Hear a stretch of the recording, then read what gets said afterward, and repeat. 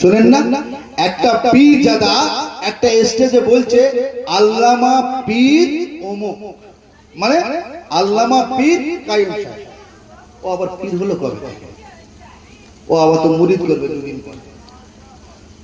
ওই মাওলানা ওই মুফতি সাহেব ভালো করে জানে যে আল্লাহ 100 বছর পর পর একটা করে মুজাদ্দিদ পাঠায়। তার দাদা হুজুর পীর কেবলা মারা গিয়ে ইন্তেকাল করেছেন, আজ থেকে 80, 85, 90 বছর চলছে, তাহলে 10 বছর পরে আল্লাহ আরেকটা মুজাদ্দিদ দেবে।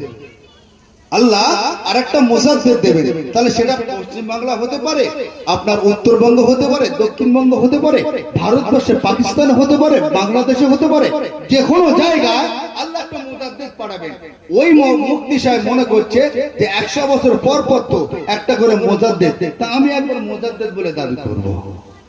কিছু মুরিদ মুত্তাকিন তৈরি করলে বুঝতে পারছেন, টাকাতে সব কিছু হয়।